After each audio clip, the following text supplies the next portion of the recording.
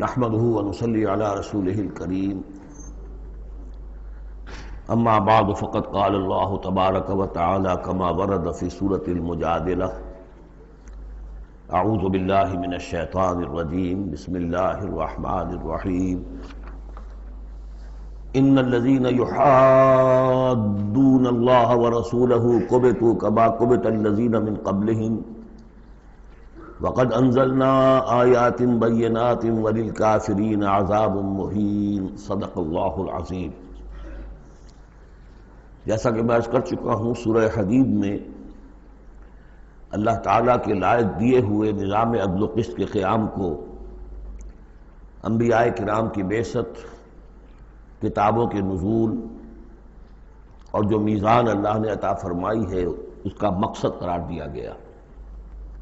ظاہر بات ہے کہ اس نظام عدل و قسط کو قائم کرنے کے لیے جد و جہد، ایک سعی کرنی پڑے گی، اور اس میں یقیناً رکاوٹ ڈالی جائے گی ان لوگوں کی طرف سے کہ جو ایک غیر عادلانہ نظام میں مفادات اٹھا رہے ہوں، جن کو کہ کچھ پریولیجز حاصل ہوں۔ مثلا فرض کیجئے کسی معاشرے کے اندر سیاسی ریپریشن ہے، جبر ہے، ظاہر بات ہے کہ وہ ڈکٹیٹر ہیں، کچھ لوگ ہیں کہ جنہوں نے دوسرے لوگوں کو دبایا ہوا ہے، وہ کبھی پسند نہیں کریں گے کہ لوگوں کو ان کے حقوق مل جائیں۔ یا کسی معاشرے کے اندر زیادہ نمایاں چیز جو ہے وہ معاشی استحصال ہے، اکنامک ایکسپلائٹیشن ہے۔ نتیجہ کیا ہوگا کہ ایک طبقہ ہوگا غرباء کا، ہیو ناٹس کا، ایک ہوگا ہیوز کا۔ وہ ہیوز والے جو ہے کبھی نہیں چاہیں گے کہ نظام بدلے، وہ رجسٹ کریں گے ٹوتھ اینڈ نیل۔ لہذا ایک کشاکش، ایک تصادم ناگزیر ہے۔ اس تصادم کے لیے دو گروہ نمایاں ہوتے چلے جائیں گے، ایک جو اللہ کے دین کے پر ایمان رکھنے والے اور جنہوں نے اپنی زندگیوں کو اس کام کے لیے وقف کر دیا ہو کہ اللہ کے دین کو نافذ کریں، دوسرے وہ کہ جو اس کی مخالفت کریں گے۔ اب ان دونوں کی کشاکش اور دونوں کے لیے علیحدہ علیحدہ عنوان ہیں جو تجویز کیے جا رہے ہیں سورہ مجادلہ میں۔ ارشاد ہوا ان الذین یحادون اللہ ورسولہ، یہ یحادون یہ بھی حدید سے ہی بنا ہے، محاددہ باب مفاعلہ، جیسے جوہد سے مجاہدہ تو محاددہ مقاتلہ باب مفاعلہ، یعنی سخت مخالفت، پوری طاقت کے ساتھ مخالفت۔ یقیناً وہ لوگ جو پوری قوت کے ساتھ مخالفت کرنے پر تل گئے ہیں اللہ کی اور اس کے رسول کی، اور ظاہر بات ہے کہ اللہ اور اس کے رسول سے مراد اللہ کا دین ہے۔ اللہ تعالیٰ کی ایک تکوینی حکومت تو پوری دنیا میں ویسے ہی قائم ہے، اللہ کی کوئی کیا مخالفت کرے گا؟ اللہ کے رسول صلی اللہ علیہ وسلم سے بھی ذاتی پرخاش کسی کو کچھ نہیں تھی، کوئی ذاتی چپکلش نہیں تھی، جیسا کہ سورہ نام میں ہم نے پڑھا ہے وَلَٰكِنَّ الظَّالِمِينَ بِآيَاتِ اللَّهِ يَجْحَدُونَ، یہ تو اللہ کی آیات کا انکار کر رہے ہیں۔ اے نبی، جنگ آپ سے نہیں ہے ان کی، وہ تو ہمارے دین سے ہے۔ تو یعنی وہ لوگ کہ جو پوری قوت کے ساتھ مقابلہ کر رہے ہیں، مخالفت کر رہے ہیں اللہ کی اور اس کے رسول کی، یعنی اس کے دین کی اور اس کے دین کے قیام کی۔ دین بھی اگر رکھا رہے کتابوں میں لکھا ہوا اور مزید پی ایچ ڈیز اس پہ آپ کرتے رہیے، کتابیں لکھتے رہیے، تو انہیں کوئی اعتراض نہیں، لیکن جب آپ یہ کہیں گے کہ اس دین کو قائم کرنا ہے تو یہ ہے بات کہ جو بہرحال ٹھنڈے پیٹوں برداشت نہیں کی جا سکتی۔ ان الذین یحادون اللہ ورسولہ کبتوا کما کبت الذین من قبلہم، وہ خوار ہو گئے، تباہ ہو گئے جس طریقے سے کہ ان سے پہلے کے لوگ تباہ ہوئے تھے۔ یعنی یہ کہ جیسے قوم فرعون تباہ ہوئی، قوم نوح تباہ ہوئی، قوم ہود تباہ ہوئی، جس نے بھی مخالفت کی اللہ کی اور اس کے رسول کی، ان کا جو انجام ہوا وہ تمہیں معلوم ہے۔ وَقَدْ أَنزَلْنَا آیَاتٍ بَيِّنَاتٍ، اور ہم اتار چکے ہیں روشن آیات، یعنی مکی صورتوں میں یہ سارے واقعات آ چکے ہیں۔ بڑی بڑی قومیں جو تم سے کہیں بڑھ کر، اے قریش اور اے عرب کے مشرکوں، تم سے کہیں بڑھ کر زیادہ طاقتور تھے، ان کو ہم نے ہلاک کیا۔ وَلِلْكَافِرِينَ عَذَابٌ مُّهِينٌ، یہ تو دنیاوی عذاب تھا جو ان پر آیا، ابھی ان کے لیے عذاب مہین جو ہے، ذلت والا عذاب آخرت کے اندر ہے۔ یوم یبعثہم اللہ جمیعا فینبئہم بما عملوا، جس دن کہ اللہ تعالیٰ ان سب کو اٹھائے گا، بعث بعد الموت، اور پھر انہیں جتلا دے گا جو انہوں نے عمل کیے تھے. احصاہ اللہ ونسوہ، اللہ نے تو ان کو محفوظ رکھا ہوا تھا، ان کا ریکارڈ تھا، ایک ایک عمل ان کا جو ہے وہاں پر موجود تھا. ونسوہ، وہ بھول بھی چکے تھے کہ انہوں نے کیا کیا زیادتیاں کی ہیں، کیا کیا حرام خوریاں کی ہیں، وہ تو بھول چکے تھے. واللہ علی کل شیء شہید، اور اللہ تعالیٰ تو ہر چیز پر گواہ ہے، خود نگران ہے. الم تر ان اللہ یعلم ما فی السماوات و ما فی الارض، کیا تم نہیں دیکھتے کہ اللہ تعالیٰ تو جانتا ہے جو کچھ بھی ہے آسمانوں میں اور جو کچھ بھی ہے زمین میں. ما یکون من نجوا ثلاثۃ الا هو رابعهم، نہیں ہوتے کبھی بھی تین آدمی سرگوشیاں کرتے ہوئے مگر یہ کہ ان کا چوتھا اللہ ہوتا ہے. جماعتی زندگی میں ایک بڑا فتنہ پیدا ہو جاتا ہے کہ گروپ بندی ہو جائے، اور پھر وہ گروپس جو ہیں خفیہ جو ہے چیبے گوئیاں شروع کر دیں. ایک جماعت ہے، اس جماعت میں ظاہر بات ہے اختلاف رائے بھی ہو سکتا ہے، لیکن اختلاف رائے کے لیے جو فورم ہے جہاں اختلاف رائے کا اظہار ہونا چاہیے وہاں اختلاف کیا جائے، اس کے قواعد و ضوابط کو ملحوظ رکھتے ہوئے. اس کی بجائے پرورٹڈ ذہنیت جو ہوتی ہے، تخریبی ذہنیت ہوتی ہے، وہ یہ ہے کہ اپنی ایک علیحدہ سی لابی بنا کر اور اپنے ہی مشورے کر رہے ہیں، گفتگویں کر رہے ہیں، تاکہ اپنے خیال میں تو اور پختہ سے پختہ ہوتے چلے جائیں. اگر عام ڈائیلاگ ہو تو اس میں تو پورا موقع ہوتا ہے کہ آج آپ کو کوئی خیال آیا ہے لیکن کل آپ کو اس کی غلطی آپ پر واضح ہو جائے، اور جو دوسرا خیال ہے آپ اس کے قائل ہو جائے کہ نہیں وہ بات واقعی میری سمجھ میں نہیں آئی تھی، اب سمجھ میں آ گئی ہے. لیکن اگر اس کی بجائے اوپن ڈائیلاگ کی بجائے اگر یہ خفیہ سرگوشیاں شروع ہو جائیں تو یہ گویا کہ پھر اس جماعت کے لیے یہ ایک بہت بڑا سمجھیے کہ سم میں قاتل ہے، زہر ہے، مہلک زہر ہے. تو اس کا ذکر ہو رہا ہے. ما یکون من نجوا ثلاثۃ، جب کئی علیحدگی میں اور خفیہ مشورے کرتے ہیں تین افراد، الا هو رابعهم، اللہ تعالیٰ ان کے ساتھ موجود ہوتا ہے چوتھا. ولا خمسۃ الا هو سادسهم، نہیں ہوتے کوئی پانچ مگر یہ کہ ہوتا ہے اللہ چھٹا. ولا ادنی من ذلک، ادنا کیا ہوگا، دو ہوں گے ثلاثہ سے نیچے تو ان کے ساتھ تیسرا اللہ ہے. ولا اکثر، اس سے زائد ہو تب بھی اگر وہ خفیہ میٹنگز ہو رہی ہیں اور خفیہ سرگوشیاں ہو رہی ہیں تو اللہ تو ان کے ساتھ ہے. ہوا معہم اینما کانوا، یہ وہی الفاظ آ گئے جو سورہ حدید میں بھی آئے تھے. ہوا معکم اینما کنتم الا ہوا معہم اینما کانوا، وہ تو موجود ہوتا ہے ان کے ساتھ جہاں کہیں بھی ہوں. ثم ینبئہم بما عملوا، پھر ان کو بتا دے گا، جتلا دے گا جو کچھ کہ انہوں نے عمل کیا تھا قیامت کے دن. ان اللہ بکل شیء علیم، یقینا اللہ ہر چیز کا علم رکھتا ہے. الم تر الی الذین نہوا عن النجوی، کیا تم نے دیکھا نہیں کہ وہ لوگ کہ جنہیں منع کیا گیا تھا نجوا سے. یہ آیت جو ہے سورہ نساء میں آ چکی ہے، آیت نمبر 114.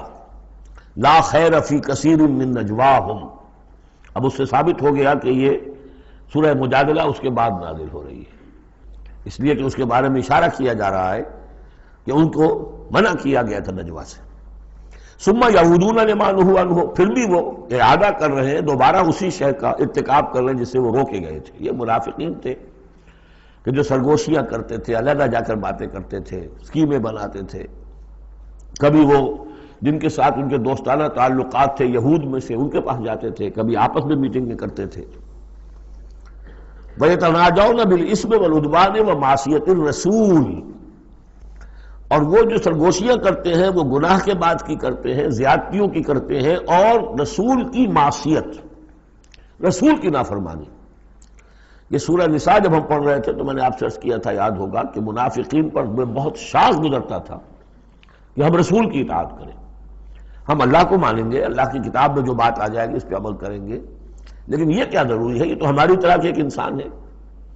پھر ہم سورہ قتال میں دیکھ چکے ہیں کہ انہوں نے از خود ایک مہم جوئی شروع کر دی ہے. کیا ضرورت تھی، یہ چھیڑ چھاڑ کیوں کی قریش کے ساتھ، کیوں جنگوں کا سلسلہ شروع کیا جس کے لیے کہ یہ مصیبت جو ہے بڑھتی چلی گئی.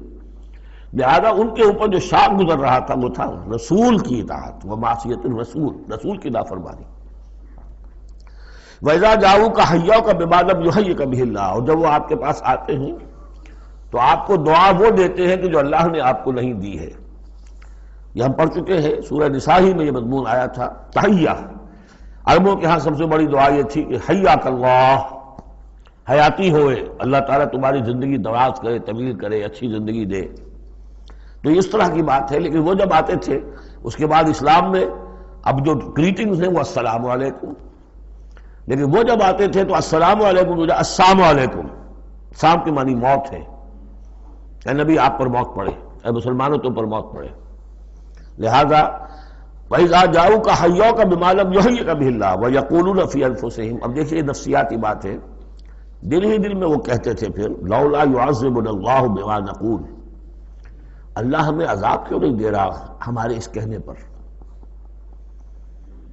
اس کا کیا مطلب ہے؟ یہ رسول نہیں ہے۔ اگر رسول ہوتے تو ہماری اس گستاخی پر فوراً ہماری زبانیں کھینچ لیتا اللہ تعالیٰ۔ یہ ہے وہ چیز جس سے کہ ہم نے سورہ حدید میں دیکھا تھا کہ پھر وہ جو تھوڑی بہت پونجی ایمان کی ہوتی ہے وہ بھی برف کی طرح پگھلنی شروع ہو جاتی ہے، زائل ہونی شروع ہو جاتی ہے۔ ایک شرارت کی، السلام علیکم یا رسول اللہ کہا، پھر اس کے بعد ہمیں پکڑ تو کوئی نہیں ہوئی۔ اس کا مطلب یہ اللہ کے رسول نہیں ہے۔ اللہ کے رسول ہوتے تو اللہ اپنے رسول کی یہ توہین اور یہ استہزاء کا بھی برداشت نہ کرتا۔ حسبہم جہنم، ان کے لیے تو اب جہنم ہی کافی ہے، موضوع ہے۔ یصلونہا، اس میں وہ داخل ہوں گے، فبئس المصیر، اور بہت برا ٹھکانہ ہے۔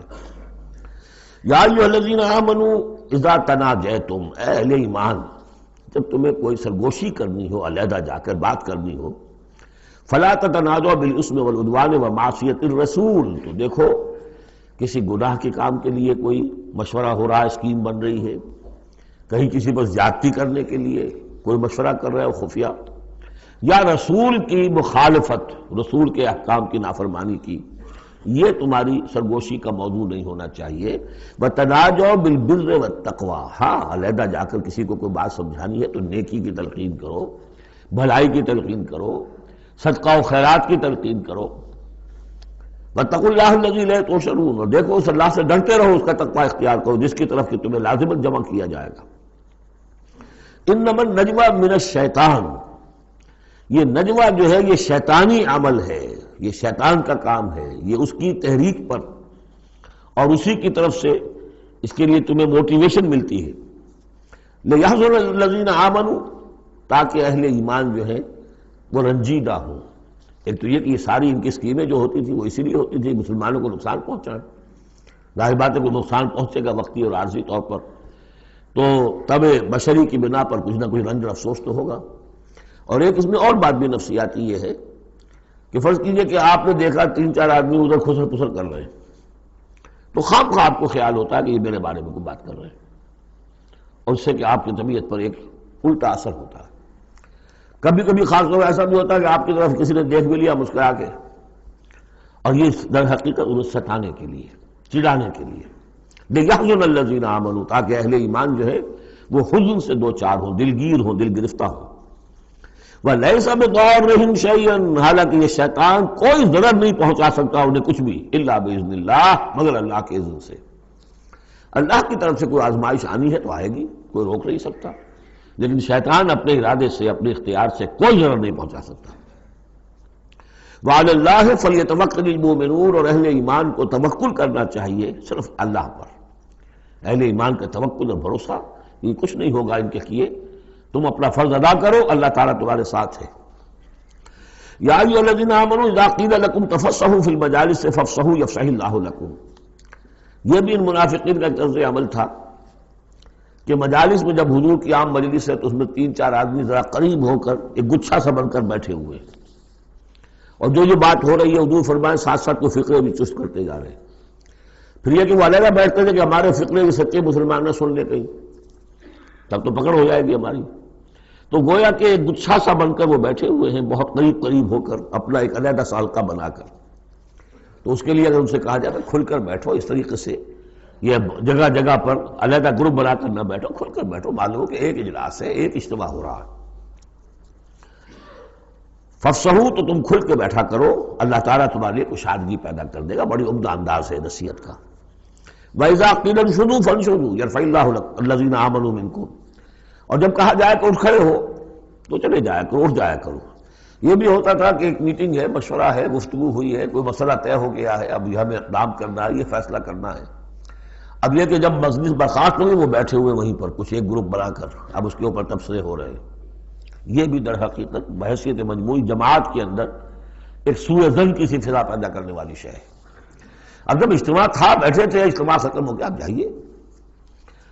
جب کہا جائے کہ اٹھ جاؤ تو اٹھ جایا کرو، اٹھ کھڑے ہوا کرو. یرفع اللہ الذین آمنوا منکم، اللہ تعالیٰ تم میں سے جو واقعی اہل ایمان ہے ان کے درجات بلند کرے گا. والذین اوتوا العلم درجات، اور جن کو اللہ تعالیٰ نے علم دیا ہے، حقیقی علم دیا ہے، ان کے درجات بلند کرے گا. واللہ بما تعملون خبیر، اور اللہ تعالیٰ جو کچھ تم کر رہے ہو اس سے باخبر ہے.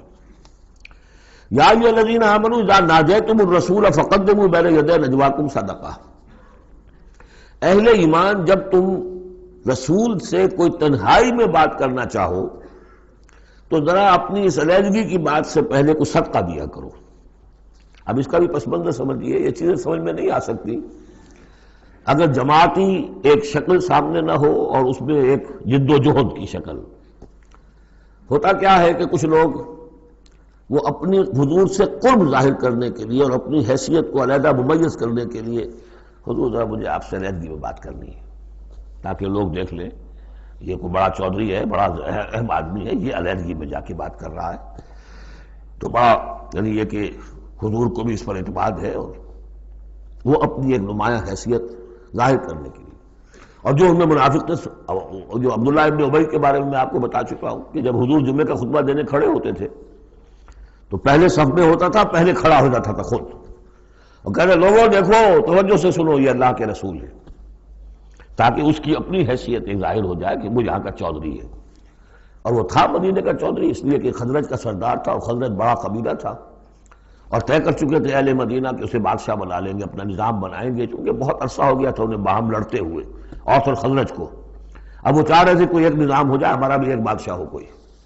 اور اس کے لیے تاج بن چکا تھا، بس تاج پوشی باقی تھی کہ حضور تشریف لے آئے جو بے تاج بادشاہ بن گئے.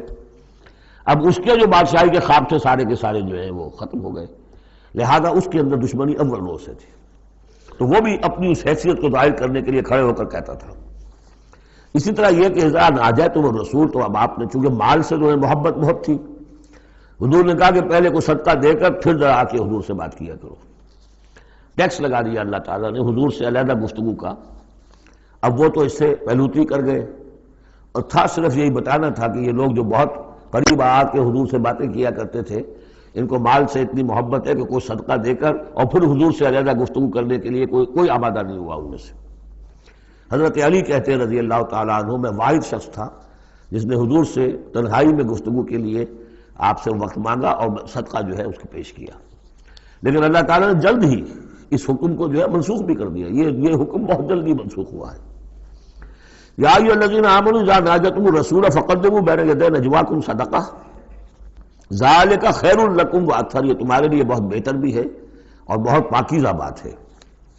فإن لم تجدوا فإن اللہ غفور رحیم، ہاں اگر تم غریب ہو، تمہیں نہیں تمہارے پاس کوئی شے ہے، تو اللہ تعالیٰ غفور اور رحیم ہے. یہ گنجائش رکھتی تھی. لیکن ظاہر بات ہے منافقین تو غریب نہیں تھے، وہ تو متمول لوگ تھے، مرفع الحال لوگ تھے.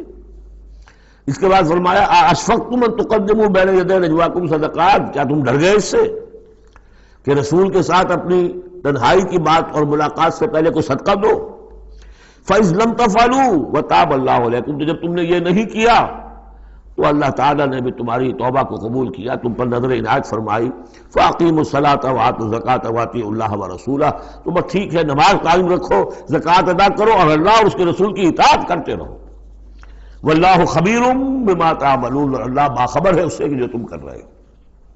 تو یہ حکم آیا بہت عارضی طور پر اور بہت جلد ختم بھی کر دیا گیا.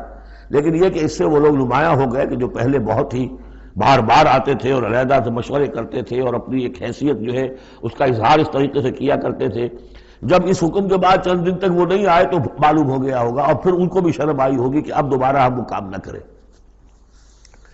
الم تر الی الذین تولوا قوما غضب اللہ علیہم، کیا تم نے غور نہیں کیا کہ وہ لوگ کہ جنہوں نے دوستی گانٹھی ہے ان سے کہ جن پر اللہ کا غضب ہے. یہاں مراد کون ہے؟ یہودی. یہودی کون ہے؟ مغضوب علیہم، جو لوگ ہیں مسلمانوں تم میں سے، چاہے اوس کے ہوں یا خزرج کے، جنہوں نے ان سے ابھی تک یارانے گانٹھے ہوئے ہیں، دوستیاں ہیں، حلیفی کے پرانے تعلقات کو ابھی تک نبھا رہے ہو. الم تر الی الذین تولوا قوما غضب اللہ علیہم ما هم منکم ولا منہم، وہ نہ تم میں سے ہے نہ ان میں سے. یہ منافقین کا یہ رول، لا الہ ہؤلاء ولا الہ ہؤلاء، مذبذبین بین ذالک، سورہ نساء میں ہم پڑھ چکے ہیں۔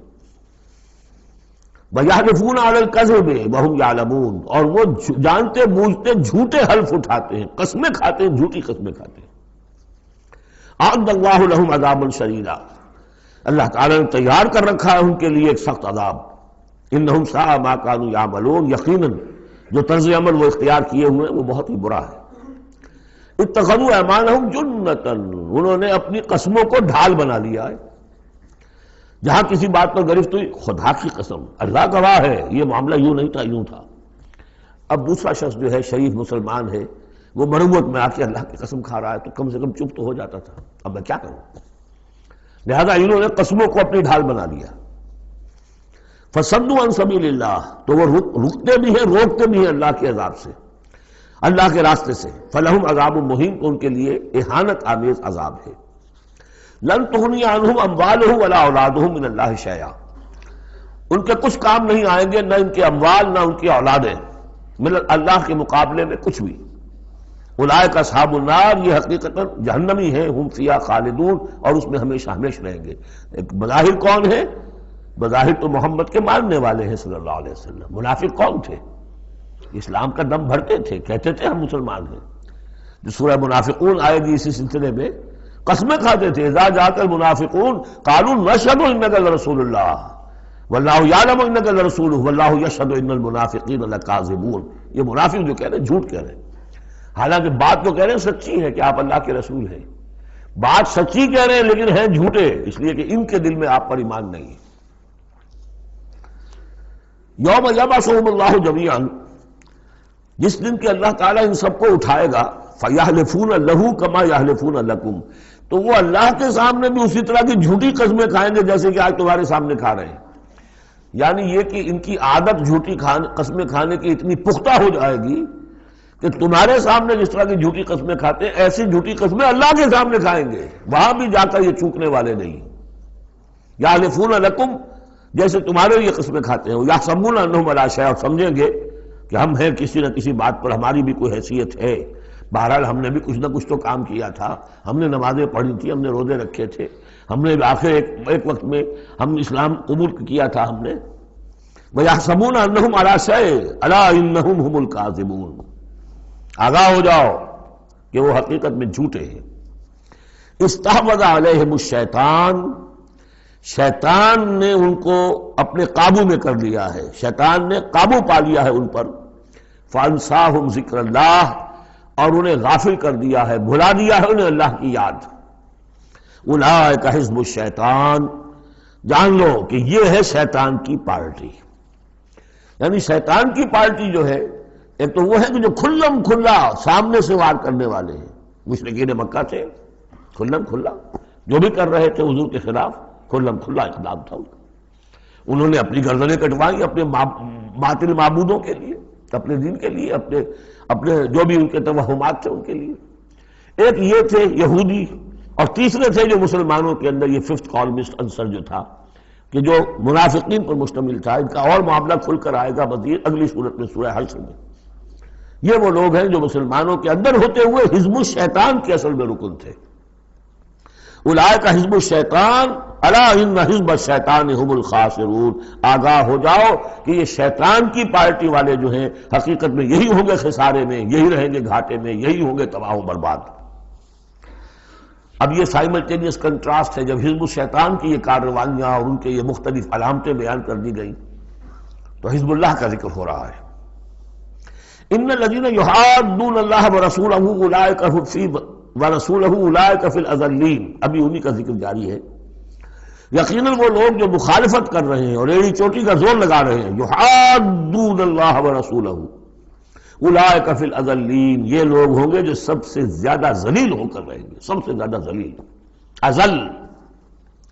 اور سمجھ لیجئے کہ یہی بات سورہ نساء میں ہے، ان المنافقین فی الدرک الاسفل من النار، یقیناً منافقین جو ہے وہ آگ کے سب سے نچلے طبقے میں ہوں گے۔ اب وہ مضمون آ گیا ہے جو اس سے پہلے سورہ صافات میں بھی آ چکا ہے، اور بہت اہم ہے یہ مضمون، اور اہم مضامین میں نے کئی مرتبہ عرض کیا قرآن مجید میں کم سے کم 2 جگہ ضرور ہوتے ہیں۔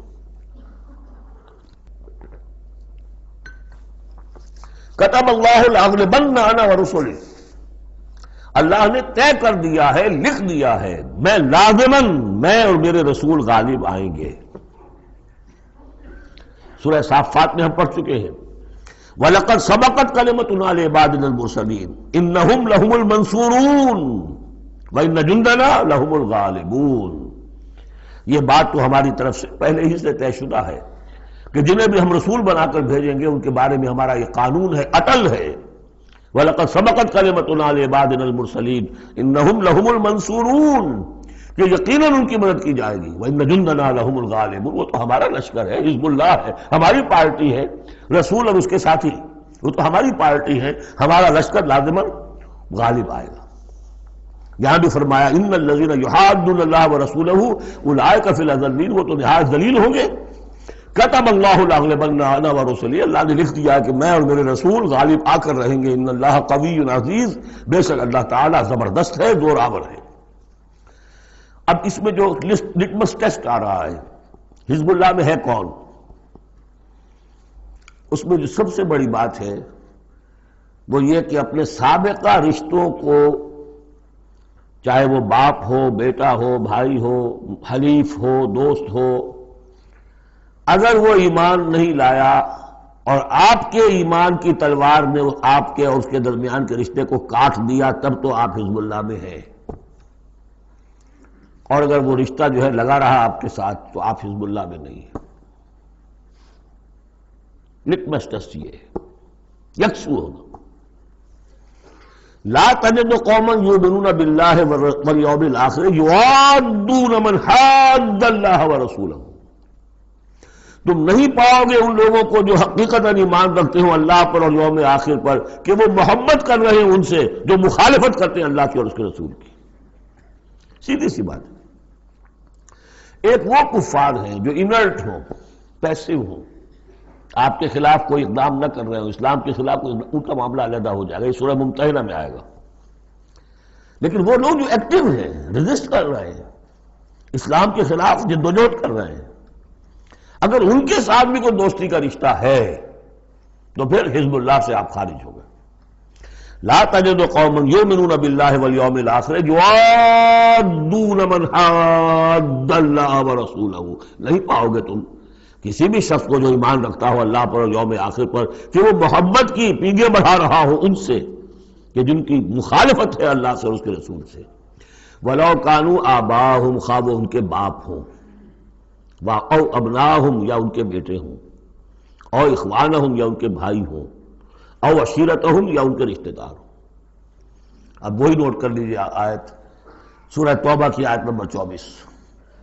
قل ان کان آباؤکم وابناؤکم واخوانکم وازواجکم وعشیرتکم واموال اقترفتموها وتجارۃ تخشون کسادها ومساکن ترضونها احب الیکم من اللہ ورسولہ وجہاد فی سبیلہ۔ اللہ کی محبت کے تو آپ بڑے دعوے کر سکتے ہیں، رسول کی محبت کے، رسول کے عشق کے بڑے بڑے دعوے آپ کر سکتے ہیں، لمبے لمبے جلوس نکال سکتے ہیں، بڑی بڑی محفل بیعت منعقد کر سکتے ہیں، نعتوں کے اندر زمین آسمان کے کلامیں ملا سکتے ہیں۔ اصل میں جو ٹیسٹ ہوگا کہ واقعتاً اللہ سے اور اس کے رسول سے محبت ہے یا نہیں ہے تو جہاد فی سبیلہ سے ہوگا، وہ تو ٹھوس شے ہے۔ تو اگر وہ 8 چیزوں کی محبت ان 3 چیزوں کی محبت سے بڑھ گئی فتربصوا، تو جاؤ انتظار کرو، حتی یاتی اللہ بامرہ، یہاں تک کہ اللہ اپنا فیصلہ سنا دے۔ واللہ لا یہدی القوم الفاسقین، اللہ ایسے ناہنجاروں کو ہدایت نہیں دیتا۔ تقریباً اس کی ہم بدن آیت ہے یہ، لا تجد قوما یؤمنون باللہ والیوم الآخر یوادون من حاد اللہ ورسولہ ولو کانوا آباءہم او ابناءہم او اخوانہم او عشیرتہم اولئک کتب فی قلوبہم الایمان وایدہم بروح منہ۔ یہ وہ لوگ ہیں جن کے دلوں میں اللہ نے ایمان لکھ دیا ہے۔ لکھ دینا کسی چیز کا پختہ کر دینا، طے کر دینا، لکھ دیا ہے، نقش فی الحجر، جیسے کہ پتھر میں لکیر ہو جائے، ایسا اللہ نے اس کو لکھ دیا ہے۔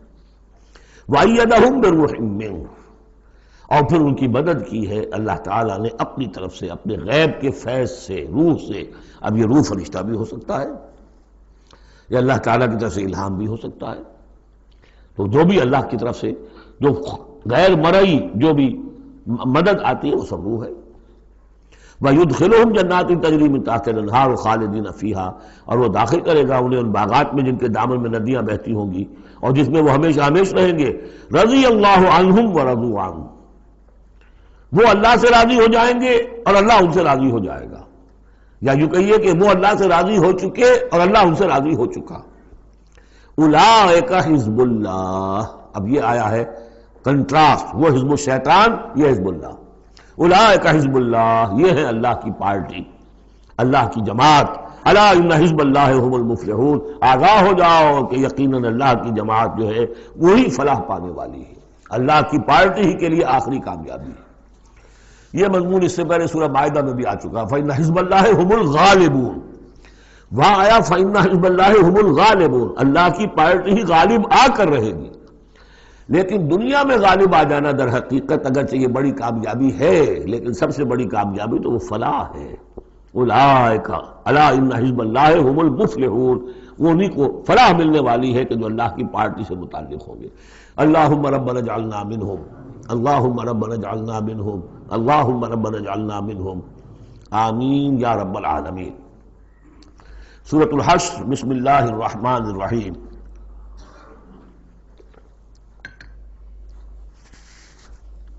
سبح للہ ما فی السماوات وما فی الارض، سورہ حدید اس سے ایک لفظ میں بڑھ گیا صرف، وہاں تھا سبح للہ ما فی السماوات والارض، یہاں ما فی کا اضافہ، تسبیح کرتی ہے اللہ کی ہر وہ شے جو آسمانوں میں ہے اور ہر وہ شے جو زمین میں ہے، گویا کہ ایمفیسس بڑھ گیا۔ باقی وہی دو اسماء گرامی اللہ کے، وہو العزیز الحکیم، وہ العزیز ہے، زبردست ہے، اس کا اختیار مطلق ہے، اس میں کوئی چیکس اینڈ بیلنسز نہیں ہے، لیکن حکیم ہے، کمال حکمت والا۔ هو الذی اخرج الذین کفروا من اہل الکتاب من دیارہم لاول الحشر، اس میں اب یہ غزوہ بنی نذیر کا ذکر ہو رہا ہے۔ تین قبیلے تھے مدینے میں جب حضور تشریف لائے ہیں، بنو قینقاع، بنو نذیر، بنو قریظہ۔ سب سے پہلے ان تینوں سے معاہدہ ہو گیا۔ سب سے پہلے شرارت کی تھی غزوہ بدر کے فوراً بعد، وہ بنو قینقاع نے کی تھی۔ انہوں نے اپنے معاہدے کی خلاف ورزی کی، شرارتیں کی، تو حضور نے ان کو مدینے سے نکال دیا۔ دوسری باری آئی اس کی، یہ ہے بنو نذیر۔ غزوہ احد کے بعد سن 3 میں غزوہ احد ہوا ہے، سن 4 میں ان یہ واقعہ پیش آیا ہے۔ انہوں نے، ان کا ایک سردار تھا کعب ابن اشرف، اس نے بڑی ریشہ دوانی شروع کی، قریش کے ساتھ سلسلہ جنبانی ہو رہا ہے، خود بھی گیا کسی طریقے سے، ہم تو ہماری جان ضیق میں آ گئی ہے، محمد آ گئے وہاں پر، آپ کی قوم کے لوگ ہیں، اب آپ ہی ہمیں ہماری جان ان سے چھڑائیں اور آپ لوگ حملہ کریں، ہم اندر سے مدد کریں گے۔ لہذا یہ ساری ریشہ دوانی ہو رہی تھی۔ ایک مرتبہ حضور کو بلایا، کچھ معاملات میں گفتگو کرنی ہے، جہاں بیٹھے ہوئے تھے کسی دیوار کے سائے میں نیچے، اس کے اوپر سے ایک بڑی چکی کا پارٹ جو ہے پھینکا تاکہ حضور کو ہلاک کر دے۔ تو یہ ساری ان کی طرف سے ریشہ دوانیاں ہو رہی تھیں۔ اس کے بعد بالآخر حضور نے فیصلہ کیا اور ان کے خلاف اقدام کیا۔ ربیع الاول سن 4 میں محاصرہ کر لیا ان کا، 6 دن یا یہ کہ مختلف تعداد آئی ہے دنوں کی، یہ محاصرہ جاری رہا۔ ان میں ہمت نہیں ہوئی کہ یہ مقابلہ کرتے، بالآخر انہوں نے سرنڈر کر دیا اور طے یہ پایا کہ انہیں جانے کی اجازت ہوگی اور جو سامان بھی یہ یہاں سے لے جا سکے۔ تو اب یہ ظاہر بات ہے کہ ان کے مکان تھے، وہ مکان بھی وہ گرا رہے تھے، کیواڑ ہی لے جائیں، وہ جو اوپر کڑیاں لگی ہوئی ہیں وہی لے جائیں۔ تو یہ سب کے سب جو پورا قبیلہ ہے نکل گیا، جو سامان اٹھا کر لے جا سکتے تھے وہ لے گئے۔ وہ تیسرا معاملہ جو ہوا پھر وہ بنو قریظہ کا ہوا، وہ غزوہ احزاب کے بعد ہوا، وہ ہم پڑھ چکے ہیں سورہ احزاب کے اندر۔ اس طرح ایک ایک کر کے تینوں قبائل نے یہود کے وعدہ خلافی کی اور پھر وہ اپنے کیفر کردار کو پہنچے۔ یہ بنی نذیر کا معاملہ ہے۔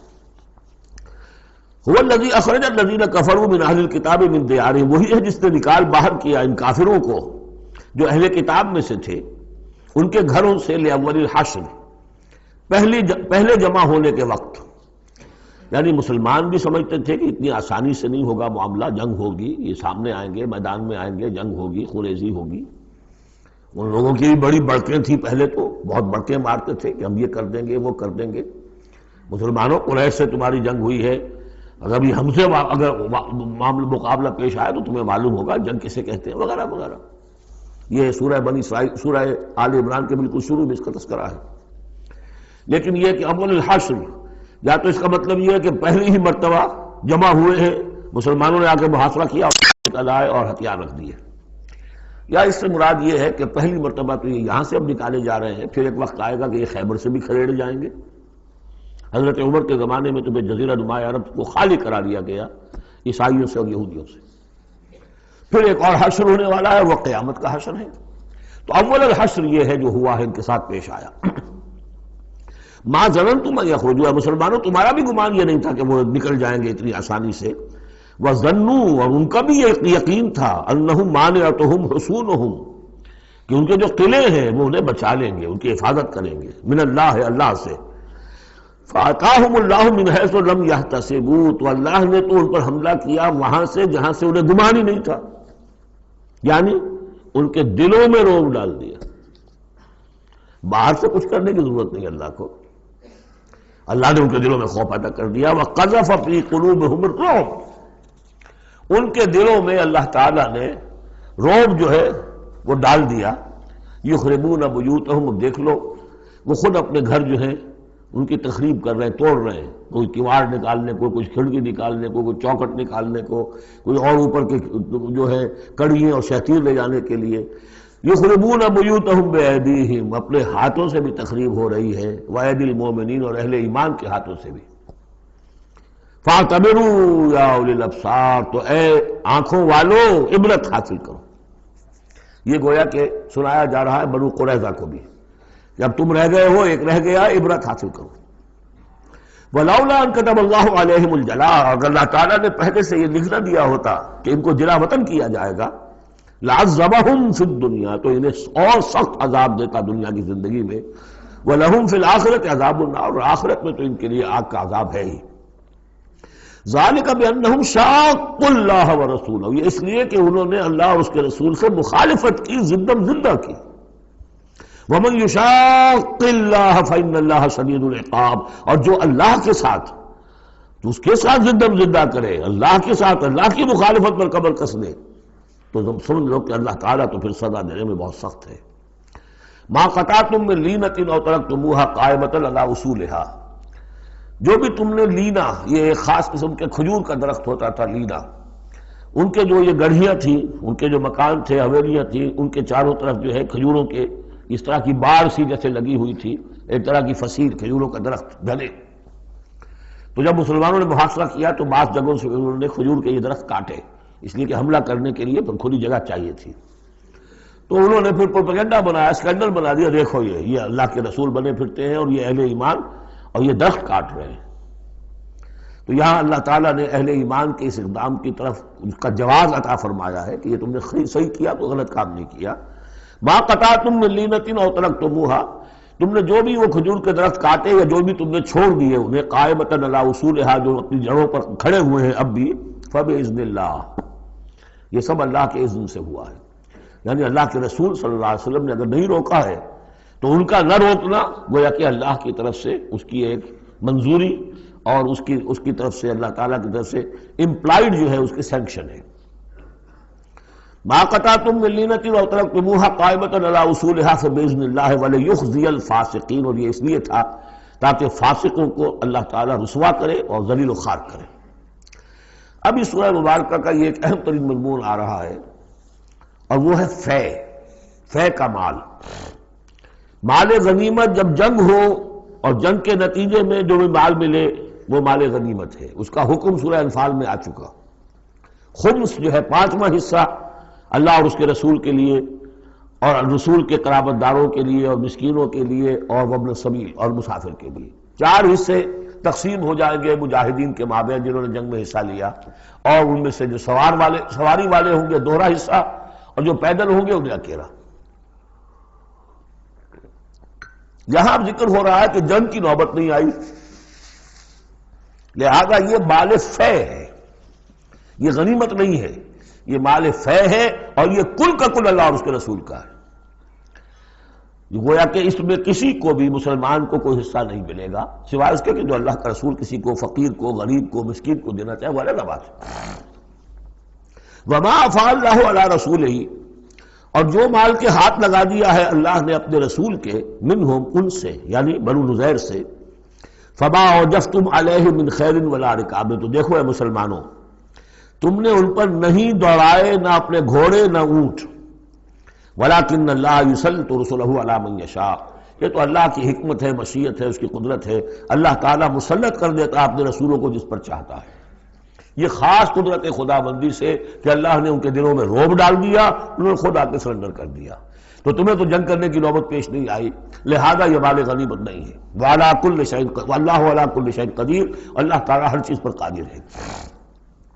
اب یہ حکم آ رہا ہے، ما افاء اللہ علی رسولہ من اہل القریٰ، جو مال بھی ہاتھ لگا دے اللہ اپنے رسول کے ان تمام بستی والوں سے، فللہ وللرسول ولذی القربى والیتامى والمساکین وابن السبیل، اس کا جو مصرف ہے وہ یہ کہ اللہ اور اس کا رسول، اس سے مراد ہے اسلامی ریاست، پھر رسول کے اپنے اخراجات، اپنی ازواج مطہرات کا دار نفقہ، اپنا جو ذمہ داریاں ہیں معاشرتی، پھر رسول کے قرابت دار، ظاہر بات ہے ذی القربیٰ جو ہے وہ عام آدمی کے بھی قرابت دار ہیں، ان کے ساتھ حسن سلوک ہوتا ہے، تو رسول کے بھی تو قرابت دار ہیں، اور رسول کا کوئی اور ذریعہ معاش تو ہے نہیں۔ والیتامى والمساکین وابن السبیل، باقی اس کے علاوہ جو بھی مستحق ہیں، فقراء ہیں، غریب ہیں اور ان کے لیے محتاج ہیں، کہ لا یکون دولۃ بین الاغنیاء منکم، اور یہ اہم ترین اسٹیٹمنٹ آف آبجیکٹیوز ہے۔ مقصد کیا ہے؟ کہ لا یکون، تاکہ ایسا نہ ہو کہ دولت تمہارے امیروں ہی کے مابین چکر لگاتی رہے، یعنی ظاہر بات ہے کہ اب جو لوگ بھی جو جنگ میں حصہ لیا ہے، جن کے پاس گھوڑے بھی تھے اور اونٹ بھی تھے، اب ان کو دگنے حصے مل جاتے سارے اس مال میں سے، تو گویا کہ جو لوگ پہلے ہی سے کچھ مرفع الحال ہیں، جن کے پاس پہلے ہی کچھ ہے، انہی کی طرف مال اور بڑھ رہا ہے، اور جو بیچارے غریب ہیں وہاں کے، وہ گویا کہ اس سے ان کی غربت کے ازالے کی کوئی شکل نہیں ہو پائے گی۔ تو اللہ تعالیٰ کے سامنے یہ ہے کہ دولت کی تقسیم ہو ایسی کہ اس کی سرکولیشن جو ہے معاشرے کے اندر، اس کی گردش دولت ایسی ہو کہ سب کو حصہ ملے اور سوسائٹی کے تمام طبقات جو ہے اس سے مستفید ہوں۔ کہ لا یکون دولۃ بین الاغنیاء منکم، تاکہ ایسا نہ ہو کہ یہ دولت، یہ سرمایہ، یہ مال تمہارے امیروں ہی کے مابین گردش میں رہے۔ اس کی ایک سادہ سی مثال میں دیتا ہوں کہ ایک کروڑ پتی کی بیٹی لاکھوں روپے کا جہیز لے کے ایک کروڑ پتی کے بیٹے کے گھر چلی گئی، گویا کہ وہ لاکھوں روپے کے جہیز نے گردش تو کی، لیکن ایک کروڑ پتی سے نکل کے دوسرے کروڑ پتی کے ہاں چلی گئی۔ یہ دولت گردش کر رہی ہے اسی ایک اونچے طبقے کے اندر، انہی کے اندر جو ہے گردش ہو رہی، گردش ہے بھی اگر تو ان کے مابین ہونا یہ چاہیے کہ یہ سوسائٹی کے تمام طبقات کے اندر اس کا نفوذ ہو رہا ہو، سب کو اس سے فیض پہنچ رہا ہو، تاکہ یہ جو اس قدر جو ہے اونچ نیچ ہے، اتنی عدم مساوات ہے، وہ ختم ہو۔ وہ مساوات کے تمام انسان بالکل برابر کر دیے جائیں، وہ تو نہ کبھی ہوئی ہے نہ ہو سکتی ہے، وہ تو کمیونزم بھی مر گیا اور ایک دن کے لیے بھی اس مساوات کو قائم نہیں کر سکا۔ یہ ضرور ہے کہ انہوں نے جو اتنا فرق و تفاوت تھا، وہ نہیں ہے کہ جو امریکہ میں آج بھی ہے اور اس وقت بھی تھا، وہ فرق و تفاوت وہاں نہیں تھا، لیکن یہ کہ بالکل برابر سپاہی اور سپہ سالار برابر تو نہیں ہو سکتے، کچھ نہ کچھ فرق تو ہوگا، لیکن یہ کہ ایسا نہ ہو کہ معاشرے کے ایک طبقے میں ایک طرف تو احتیاج ہی احتیاج بڑھتی چلی جائے، بھوک ہو، احتیاج ہو، جس کے لیے کہ یہاں تک فرمایا حضور نے قاد الفقر ان یکون کفرا، فقر جو ہے احتیاج وہ انسان کو کفر تک پہنچا دیتی ہے۔ اور حضرت شاہ ولی اللہ دہلوی رحمۃ اللہ علیہ نے، وہ میں سمجھتا ہوں کہ اس دور جدید میں جو بھی معاشی مسائل کی پیچیدگیاں پیدا ہونے والی تھی، اس کا بڑا گہرا فہم جو تھا سب سے پہلے جس عالم دین کو ہوا ہے وہ شاہ ولی اللہ دہلوی ہے۔ ان کا کہنا یہ ہے کہ جس معاشرے میں، جس ملک میں تقسیم دولت کا نظام غیر منصفانہ ہوگا، اس کا نتیجہ یہ نکلے گا کہ ایک طرف دولت کے انبار ہوں گے، نتیجہ یہ کہ عیاشیاں ہوں گی، بدماشیاں ہوں گی، دوسری طرف عام لوگ جو ہے وہ ڈھور ڈنگر بن کر رہ جائیں گے، وہ بار برداری کے جانوروں کی حیثیت اختیار کر لیں گے کہ صبح سے لے کے شام تک کمر توڑ دینے والی جو ہے مشقت کر کے بھی بمشکل اپنی ضرورت پوری کر رہے ہیں۔ تو گویا کہ یہ غیر مساوی نظام تقسیم دولت جو ہے یہ دو دھاری تلوار ہے، ادھر بھی کاٹ رہی ہے ادھر بھی کاٹ رہی ہے، جدھر ایکومولیشن آف ویلتھ ہو رہی ہے ادھر عیاشیاں ہیں، بدماشیاں ہیں، ادھر جو بھی کچھ ہو رہا ہے اللہ تللے ہیں، نمود و نمائش کے لیے خرچ کیا جا رہا ہے، اس سے اور جو ہے دل پھٹ رہے ہیں۔ کسی بڑے سیٹ صاحب کی بیٹی کی شادی ہے اور پوری کوٹھی بقعہ نور بنی ہوئی ہے، ایک ایک پتے کے ساتھ انہوں نے لگا رکھا ہے ایک ایک بلب، اور دوسری طرف اس سیٹ کا کوئی نہ کوئی شوفر بھی ہے، کوئی اس کا کھانا پکانے والا ہے، کوئی چوکی دار ہے، کوئی مالی ہے، اور اس کے گھر میں بچی جو ہے بوڑھی ہو رہی ہے اور اس کا ہاتھ پیلا نہیں ہو سکتا اس لیے کچھ نہیں ہے اس کے پاس۔ تو ان ملازمین کے دل میں ان کی محبت پیدا ہوگی یا نفرت پیدا ہوگی؟ انما یرید الشیطان ان یوقع بینکم العداوۃ والبغضاء، شیطان تو چاہتا ہے تمہارے مابین دشمنی اور بغض کے جذبات پیدا کرے، اور وہ پیدا ہو رہے ہیں۔ دوسری طرف فقر ہے، کاد الفقر ویکون کفرا، تو اس میں یہ ہے کہ ضرورت ہے کہ لا یکون دولۃ بین الاغنیاء منکم، نظام ایسا ہونا چاہیے کہ منصفانہ عادلانہ تقسیم ہو دولت کی، اور اس طرح سے مستقل طبقات بن کر نہ رہ جائے۔ وما آتاکم الرسول فخذوہ، اب ظاہر بات ہے کہ اس وقت فوری طور پر تو بڑا دھکا لگا ہوگا نا، اوس اور خزرج کے مسلمان جو تھے وہ جب آئے تھے محاصرہ کیا تھا، توقع انہیں یہ ہوگی کہ مال غنیمت میں سے ہمیں ملے گا، تو فوری طور پر یہ سمجھ لیں آخر انسان تھے، فرشتے تو نہیں تھے نا، تو انہیں یقیناً کوئی ایک دھکا سا لگا ہوگا، شوق پہنچا ہوگا، لہذا اب اس کے لیے جو بھی ایک ایمان کو ان کے جو ہے اپیل کیا جا رہا ہے، وما آتاکم الرسول فخذوہ، اور دیکھو جو رسول تمہیں دے دے وہ لے لو، وما نہاکم عنہ فانتہوا، اور جس چیز سے روک دے رک جاؤ، واتقوا اللہ، اللہ کا تقوی اختیار کرو، ان اللہ شدید العقاب، اللہ تعالیٰ سزا دینے میں بہت سخت ہے۔ للفقراء، اب بیان ہوا کہ جب یہ بیت المال میں چلا جائے گا تو رسول نے تو اپنے اوپر فقر لازم کیا ہوا ہے، رسول نے تو اپنی بیویوں کے نفقہ بڑھانے کی بجائے ایلا کر لیا تھا، سورہ احزاب میں ہم سب پڑھ آئے ہیں۔ رسول یہ کس کو دے گا؟ للفقراء المہاجرین الذین اخرجوا من دیارہم، وہ مہاجر جو تندست ہیں، کہ جو نکال دیے گئے اپنے گھروں سے، اموالہم، اور اپنے اموال سے، انہیں سب کچھ چھوڑ کر آنا پڑا، یبتغون فضلا من اللہ ورضوانا، وہ تو اللہ کے فضل کے متلاشی ہیں، تلاش کر رہے ہیں، حاصل کرنا چاہتے ہیں اللہ کا فضل اور اس کی رضا، وینصرون اللہ ورسولہ، اور وہ اللہ اور اس کے رسول کی مدد کر رہے ہیں۔ وَلِيَعْلَمَ اللَّهُ مَنْ يَنْصُرُهُ وَرُسُلَهُ بِالْغَيْبِ، یہ ہم پڑھ چکے ہیں، اللہ دیکھنا چاہتا ہے کون ہے وہ جو اللہ کی مدد کرتے ہیں اور اللہ کے رسول کی مدد کرتے ہیں غیب میں ہونے کے باوجود۔ تو یہ لوگ جو ہے جان ہتھیلیوں پر رکھ کر آ گئے، مکے کو انہوں نے چھوڑ دیا، اپنے گھر بار وہاں چھوڑے ہوئے ہیں، اپنے بال بچوں کو چھوڑا ہوا ہے، تو ان کے لیے کوئی چیز نہیں ہے، تو اب اس میں سے مال فے میں سے ان کا حصہ ہوگا۔ للفقراء المہاجرین الذین اخرجوا من دیارہم واموالہم ویبتغون فضلا من اللہ ورضوانا وینصرون اللہ ورسولہ اولئک هم الصادقون، یقیناً وہ لوگ سچے ہیں، انہوں نے اپنا سچا ہونا ثابت کر دیا، صادق الایمان ہونے کا ثبوت دے دیا۔ والذین تبوؤا الدار والایمان من قبلہم، اور جو لوگ گھروں میں آباد تھے اور جن کو پاس ایمان بھی تھا ان سے پہلے، یعنی ان کے آنے سے پہلے، یعنی انصار مدینے میں جو پہلے سے آباد تھے اور ان کے دلوں میں بھی ایمان پیدا ہو چکا تھا، وہ جب یہ مہاجرین آئے ہیں تو ان کا طرز عمل کیا تھا؟ جن کے دلوں میں ایمان تھا، یحبون من ہاجر الیہم، انہوں نے قطعاً گراں نہیں محسوس کیا کہ یہ ہجرت کر کے لوگ آ گئے ہیں، ہماری معیشت پر بوجھ بن جائیں گے، ہمارے لیے جو ہے یہ آبادی جو ہے اتنی بڑی اور بڑھ رہی ہے، ان کے پاس کوئی دولت نہیں ہے، سرمایہ نہیں ہے، کوئی انویسٹمنٹ نہیں کر سکتے، تو بجائے اس کے کہ وہ یہ محسوس کریں کہ ہمارے اوپر تو یہ بہت بڑا بوجھ آ گیا، یحبون من ہاجر الیہم، وہ تو محبت کرتے ہیں ان سے جنہوں نے ہجرت کی ہے، ان کی طرف آئے ہیں ان کے ہاں، ولا یجدون فی صدورہم حاجۃ مما اوتوا، اور وہ نہیں پاتے اپنے سینوں کے اندر کوئی بھی حاجت، کوئی تنگی اس چیز پر کہ جو انہیں دی جا رہی ہے، کہ انہیں کیوں دیا جا رہا ہے، نہیں ہوگا، اس لیے کہ ان کے دلوں میں ایمان ہے، اللہ تعالیٰ نے ان کو ایمان کی دولت سے بہرہور کیا ہے۔ یہ جیسا کہ میں نے عرض کیا کہ انصار میں سے جن حضرات کو توقع تھی کہ اب یہ سارا مال و اسباب جو چھوڑ کر گئے ہیں بنو نذیر، اس میں سے ہمیں بھی حصہ ملے گا، اور جب یہ طے ہو گیا کہ یہ سارا مال فے ہے، یہ مال غنیمت ہے ہی نہیں، تو آخر فوری طور پر تو ایک دھکا سا لگا ہوگا۔ یہ ساری آیات در حقیقت ان کی تشفی کے لیے، تسکین کے لیے، ان کے جذبہ ایمان کو اپیل کرتے ہوئے اللہ اور اس کے رسول کے حوالے سے بات کی جا رہی ہے، اور جو بھی ان کے اندر ایمان تھا در حقیقت اس کا اعتراف کرتے ہوئے کہ والذین تبوؤا الدار والایمان من قبلہم یحبون من ہاجر الیہم، وہ تو محبت کرتے ہیں ان لوگوں سے جو ہجرت کر کے ان کے ہاں آ گئے ہیں، ولا یجدون فی صدورہم حاجۃ مما اوتوا، اور انہیں ہرگز کوئی تنگی محسوس نہیں ہوتی اس معاملے پر کہ جو انہیں دیا جا رہا ہے مہاجرین کو. وَيُؤْثِرُونَ عَلَىٰ أَنفُسِهِمْ وَلَوْ كَانَ بِهِمْ خَصَاصَةٌ، اور وہ تو اپنے اوپر ترجیح دیتے ہیں دوسروں کو خواہ ان کے اپنے اوپر تنگی ہو.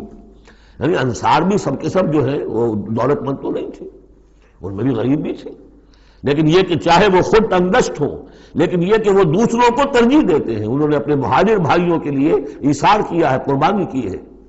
ایثار جو ہے اس کے معنی ہوتی ہے ترجیح کرنا، کسی کو مقدم رکھنا. یؤثرون علی انفسہم ولو کان بہم خصاصہ، اپنے اوپر ان کو ترجیح دے رہے ہیں اگرچہ ان کے اپنے ہاں بھی تنگ دستی ہے، خواہ ہو ان کے ہاں تنگ دستی. وَمَنْ يُوقَ شُحَّ نَفْسِهِ فَأُولَٰئِكَ هُمُ الْمُفْلِحُونَ، اور یقیناً جو کوئی بھی بچا لیا گیا اپنے جی کے لالچ سے وہ وہی ہے کہ جو فلاح پانے والے. یہ ترغیب و تشویق ہے انصار کے لیے کہ جن کو گویا کہ اس مال فے سے ان آیات کی روح سے بالکل محروم قرار دے دیا گیا، الا یہ کہ ان کے ہاں جو یتامہ ہو، مساکین ہو، ان کے لیے تو ظاہر بات ہے کہ وہ حصہ موجود ہے. اب جو آیت آ رہی ہے اس حصے کی وہ یہ ہے، بہت عظیم آیت اس پہلو سے ہے کہ اسی سے استدلال کیا حضرت عمر نے رضی اللہ تعالیٰ عنہ ہماری تاریخ کے ایک بہت اہم موقع پر، جبکہ خاصا اختلاف بھی اس میں پیدا ہو گیا تھا. پہلے وہ موقع سمجھ لیجئے جب حضرت عمر کے دور خلافت میں عراق فتح ہو گیا، شام فتح ہو گیا، ایران فتح ہو گیا، مصر فتح ہو گیا. تو ایک فرٹائل کریسنٹ کہلاتا ہے مڈل ایسٹ کا، بہت زرخیز علاقہ. درمیان میں تو اگرچہ عراق کے اور شام کے ایک بڑا صحرا ہے، لیکن ایک کریسنٹ پاتا ہے یوں بہت فرٹائل ایریا. اب یہ جو مجاہدین تھے، صحابہ کرام کتنے تھے؟ چند ہزار. ان کی طرف سے مطالبہ ہوا کہ یہ ساری زمینیں یہ مال غنیمت ہے، 1/5 رکھیے بیت المال کے لیے، 4/5 ہمارے اندر تقسیم کر دی. اگر ایسا ہو جاتا تو تاریخ انسانی کی عظیم ترین جاگیرداری پیدا ہو جاتی، پورا ملک تقسیم ہو جاتا چند ہزار صحابہ کے اندر. اس سے بھی آگے بڑھ کر اس میں امپلائڈ یہ بھی تھا کہ ان ملکوں کی تمام آبادی ہماری غلام ہے، تقسیم کر دیجئے انہیں. مال غنیمت میں جو غلام آتے تھے وہ تقسیم ہوتے تھے کہ نہیں؟ لونڈیاں آتی تھی تو غنیمت تقسیم ہوتی تھی کہ نہیں؟ یہ اتنا بڑا مسئلہ تھا. حضرت عمر رضی اللہ تعالیٰ عنہ نے اس پر غور کیا اور ان کی رائے یہ ہوئی کہ یہ جو مال ہے یہ مال فے شمار ہوگا، مال غنیمت نہیں. مال غنیمت صرف وہ ہوگا جو کسی جنگ میں مارکے کے عین مقام پر جو چیز ملے گی، جو تلواریں دشمن کے ہاتھ سے آپ کے ہاتھ لگ گئیں، زرہیں ہیں اور سامان ہے، یا بھیڑیں بکریاں ہیں، ان کے بھی تو راشن ساتھ ہوتے تھے کہ نہیں، گھوڑے ہیں، اونٹ ہیں، یا وہاں جو POWs ہوں گے، جو وہاں گرفتار ہوں گے، جو لڑنے والے، یا عورتیں اگر وہاں ساتھ ہوں گی، وہ کنیزیں بنائی جائیں گی. تو جو محاذ جنگ پر جو مال آئے گا وہ تو غنیمت ہے. لیکن پورا ملک، اب جنگ تو ایک ہوئی ہے، نہاوند کی جنگ ہوئی ہے یا فلاں کسی اور کی جنگ ہوئی ہے، تو اس کے نتیجے میں تو پورا کا پورا ملک جو ہے کسی کے قبضے میں آ گیا.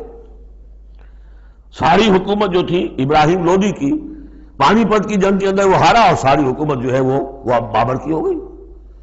تو اگر اس طرح کا کوئی معاملہ اس وقت سمجھا جاتا تو اب سارے کے سارے لوگ غلام اور ان کی عورتیں کنیزیں، جو چاہے کریں.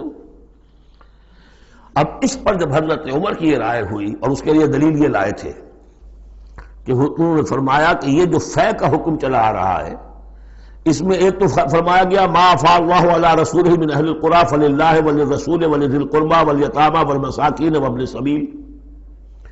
اگلی آیت میں فرمایا للفقراء المہاجرین الذین اخرجوا من دیارہم واموالہم. اسی کے ساتھ جوڑا انہوں نے اس آیت کو والذین جاؤوا من بعدہم، جو اور بعد میں آئیں گے. اب یہ ظاہر بات ہے کہ یہ آج تو جتنے چند ہزار مسلمان تھے انہوں نے یہ فتح کر لیا، اب اتنی بڑی امت ہے جو مسلمان بعد میں آئیں گے، اس کا مطلب ان کا تو کوئی حصہ رہا ہی نہیں. یہ بیت المال کے حصہ کی ملکیت قرار پائیں گی ساری زمینیں، تاکہ یہ امت مسلمہ کی ایک کلیکٹیو ملکیت ہو، collective ownership of the whole مسلم امہ، تاکہ اس سے جو بیت المال کے اندر خراج آئے گا اس خراج سے تمام مسلمانوں کی بہبود، اور یہ کہ اللہ کے دین کی آگے نشر و اشاعت، اس کا ایک مکمل نظام، اور جو ہماری حدیں ہیں اور سرحدوں کے اوپر جو ہے فوجی پہرا، اور اس کے لیے باقاعدہ فوج رکھنا، اس کے لیے مسلسل جو ہے آمدنی چاہیے، اس سب کے لیے حضرت عمر نے کہا کہ یہ مال فے قرار پائے گا ان لوگوں کی اس آیت کی روح سے، کہ اس میں حق صرف انہی کا نہیں ہے کہ جو اس وقت ہیں، والذین جاءوا من بعدہم، وہ جو لوگ ان کے بعد آئیں گے ان کا بھی اس کے اندر حق ہے۔ اس آیت سے انہیں استدلال کیا رضی اللہ تعالی عنہ۔ اور یہ بھی میں آپ کو بتا دوں کہ صحابہ میں سے بڑے اہم صحابہ نے حضرت عمر سے اختلاف کیا، ان کا نہیں یہ مال غنیمت تقسیم کیجیے۔ پھر یہ کہ ایک باقاعدہ جو ہے ایک کمیشن بنایا گیا، اس میں کچھ اوس کے، کچھ انصار اور کچھ جو ہے خزرج کے، ان کو ایک کمیشن بنایا گیا، انہوں نے غور کیا، سب کی بات سنی، اور پھر حضرت عمر رضی اللہ تعالیٰ عنہ کی رائے کے مطابق انہوں نے فیصلہ دیا، اور اسی پر پھر اجماع ہو گیا۔ اور اس سے اب مسلمان ممالک کے اندر جو اراضی ہیں ان کی دو مستقل قسمیں بن گئی ہیں، ایک اراضی عشری، ایک اراضی خراجی۔ عشری اراضی ان مسلمانوں کی قرار پائی اور اس علاقے کے مسلمانوں کی قرار پائی جو بغیر لڑے بھڑے ایمان لے آئے، جیسے مدینے کے لوگ۔ حضور نے مدینے کو فتح تو نہیں کیا بلکہ وہ تو خود لے کر آئے حضور کو، تو وہاں کی زمینیں انہی کے قبضے میں رہی۔ عشری زمین قبضے میں ہوتی ہے، ملکیت ہوتی ہے مسلمان کی، اس میں سے عشر ہوگا پیداوار کا 10واں حصہ یا 20واں حصہ۔ یہ زمینیں کہ جہاں کسی قوم نے، کسی فوج نے لڑ بھڑ کر پھر شکست کھائی ہو یا پھر کسی اور طریقے سے فتح کیا گیا ہو ملک، اگر مسلمانوں نے فتح کیا ہو تو وہاں کی ساری زمینیں خراجی ہیں، وہ کسی کی انفرادی ملکیت نہیں ہے بلکہ اجتماعی ملکیت ہے۔ کلیکٹو اونرشپ آف لینڈ پہلی مرتبہ تاریخ انسانی میں حضرت عمر رضی اللہ تعالیٰ عنہ کے اس اجتہاد کے نتیجے میں وجود میں آیا ہے۔ کلیکٹو اونرشپ آف لینڈ، کہ کسی کی انفرادی ملکیت نہیں ہے۔ جو ملک بھی فتح کیا گیا ہے بزور شمشیر طاقت کے ساتھ، اس کی زمینیں خراجی ہیں، عشری نہیں ہے، یعنی وہ مسلمانوں کی اجتماعی ملکیت ہے، انفرادی نہیں ہے۔ اب مسلمان ہو چاہے وہاں پر، چاہے وہ مجوسی تھے یا ہندو ہو، کوئی ہو، وہ کاشت کریں گے، لیکن اس میں سے خراج جائے گا سیدھا بیت المال میں، کوئی اس میں بیچ میں نہ زمیندار ہے اور نہ کوئی جاگیردار ہے۔ اس زمین کو کہتے ہیں خراجی زمین۔ اور پچھلی صدی تک تقریباً اس پر اجماع تھا کہ ہندوستان کی ساری زمینیں خراجی ہیں، یہاں کوئی عشری زمین نہیں ہے، کوئی زمین ملکیت ہی نہیں ہے، کسی کو ملکیت نہیں، سب یہ مسلمانوں کی اجتماعی ملکیت ہے۔ چنانچہ قاضی صلاح اللہ پانی پتی رحمۃ اللہ علیہ، پچھلی صدی کے بڑے عظیم مفسر، محدث، بہت بڑے صوفی، بہت بڑے مفتی، ان کی تفسیر جو ہے تفسیر مظہری، وہ انہوں نے اپنے مرشد کے نام پر لکھی خود ہے، لیکن نام تفسیر صلاحی نہیں رکھا، تفسیر مظہری اپنے استاد کے نام سے منسوب کیا۔ تو اس تفسیر کے لکھنے والے شخص نے جو رسالہ لکھا ہے مالا بدھ منہ، وہ فقہ کا ایک بہت ہی ابتدائی سا رسالہ ہے، اور ہمارے سارے عربی مدارس میں وہ پڑھایا جاتا ہے۔ وہ فقہ کی تعلیم جو ہر مسلمان کو معلوم ہونی چاہیے، مالا بدھ منہ، اس میں صاف لکھا ہے ہندوستان میں کوئی زمین عشری ہے ہی نہیں، لہذا میں عشر کے مسائل اس میں لکھتا ہی نہیں۔ خام خواہ طلبہ کے دلوں پر بوجھ پڑے، کیا ضرورت ہے، جبکہ یہاں اس کی اپلیکیشن ہی نہیں ہے۔ ہندوستان میں کوئی زمین جو ہے عشری نہیں، سب خراجی ہے۔ خراجی ہے تو اس کا نتیجہ کیا نکلتا ہے کہ بالکل نیا بندوبست اراضی ہو سکتا ہے، ان جاگیرداروں سے زمین واپس لی جا سکتی، ملکیت ہی نہیں ہے ان کی۔ یہ تو یہ کہ کبھی کسی شہنشاہ نے دے دی یا انگریزوں نے دے دی، کسی اور نے دے دی، ان کی ملکیت نہیں ہے، یہ ہے عشری زمین، یہ خراجی زمینیں خراجی رہیں گی۔ یہ بہت اہم مسئلہ ہے اور اس کا تعلق اس آیت سے ہے۔ والذین جاؤوا من بعدہم یقولون ربنا اغفر لنا ولاخواننا الذین سبقونا بالایمان، وہ یہ کہتے ہیں پروردگار ہمیں بھی بخش دے اور ہمارے ان بھائیوں کو بھی بخش دے جو ایمان میں ہم سے سبقت لے گئے، ہم سے پہلے تھے۔ ولا تجعل فی قلوبنا، اور ہمارے دلوں میں مت پیدا کر غلا، کوئی بھی کدورت، کوئی بھی بیر، للذین آمنوا، ان لوگوں کے لیے جو صاحب ایمان ہو۔ ربنا انک رؤوف الرحیم، پروردگار تو رؤوف ہے اور رحیم ہے۔ بارک اللہ لی ولکم فی القرآن العظیم ونفعنی وإیاکم بالآیات والذکر الحکیم۔